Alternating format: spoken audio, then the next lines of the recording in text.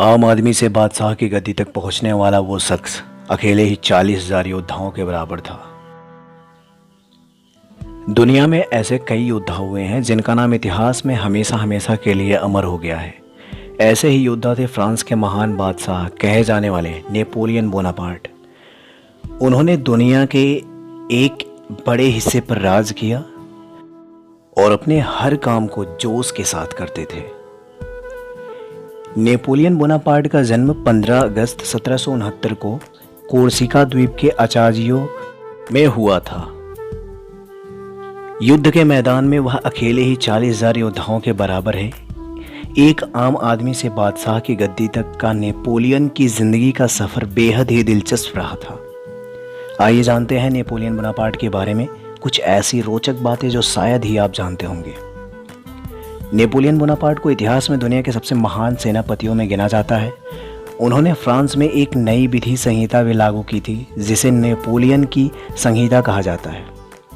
उनकी कानून संहिता में सिविल विवाह और तलाक की प्रथा को मान्यता दी गई थी। यह उस समय के हिसाब से बहुत बड़ी बात थी। नेपोलियन ज़्यादा धनी मनी परिवार से तो नहीं थे, लेकिन वह पढ़ाई में काफ़ी तेज़ थे। इसलिए उनके माता पिता ने महज 9 साल की उम्र में ही उन्हें पढ़ाई के लिए फ्रांस भेज दिया था। उनकी पढ़ाई अलग अलग जगहों पर हुई और सितंबर 1785 में उन्हें ग्रेजुएट की डिग्री मिली। फिर बाद में वह फ्रांस की सेना में शामिल हो गए, जहां उन्हें तोपखाना रेजिमेंट में सेकंड लेफ्टिनेंट की रैंक मिली थी। आपको जानकर हैरानी होगी कि महज 24 वर्ष की उम्र में ही नेपोलियन को ब्रिगेडियर जनरल बना दिया गया था। एक बार उन्होंने आलपास पर्वत को पार करने का फैसला सेना के साथ किया। विशाल और विराट पहाड़ की असंभव सी चढ़ाई साधारण काम नहीं था। सेना मुश्किल और असमंजस में थी। सेना जब चढ़ाई कर रही थी तभी पास में एक बुजुर्ग औरत आई और बोली, क्यों मरना चाहते हो? यह नामुमकिन है। तुम ये चढ़ाई मत करो। ये पहाड़ बहुत बड़ा है, विशाल है और इस पे चढ़ाई करना मुमकिन नहीं है।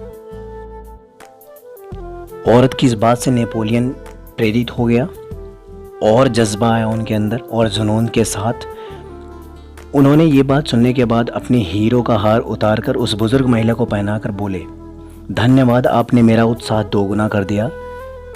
अगर मुझसे कोई नामुमकिन ये बातें करता है तो मेरा उत्साह बढ़ जाता है। मैं जिंदा बचा तो आप मेरी जय जयकार करना। उस औरत ने नेपोलियन की बात सुनकर कहा, तुम पहले इंसान हो जो मेरी बात सुनकर हताश और निराश नहीं हुए। जो करने या मरने और मुसीबतों का सामना करने का इरादा रखते हैं वो लोग कभी नहीं हारते। नेपोलियन एक ऐसा योद्धा था जिसे लोग आज़ादी और खुशियां देने वाला मसीहा समझते थे। नेपोलियन कहता था, दुनिया में 2 ही सबसे ताकतवर चीज़ें हैं, आत्मा और तलवार। अंत में आत्मा तलवार से जीत ही जाएगी। जो करने या मरने और मुसीबतों का सामना करने का इरादा रखते हैं वह लोग कभी नहीं हारते। अगर कोई समस्या है तो उसका सलूशन भी होता है। मंजिल चाहे कितनी भी कठिन क्यों ना हो, अगर आपके इरादे मजबूत हैं तो आपको अपनी मंजिल तक पहुंचने से कोई नहीं रोक सकता। आपको रास्ते में आने वाली परेशानियों से हताश और निराश नहीं होना चाहिए, बल्कि परेशानियों को एक चुनौती के रूप में ले लेना चाहिए। नेपोलियन बोनापार्ट की ये छोटी सी कहानी हमें बहुत ज़्यादा प्रेरणा देती है और हमें सीख मिलती है। और ऐसे ही ढेरों कहानियों के लिए आप हमें सब्सक्राइब करें। धन्यवाद।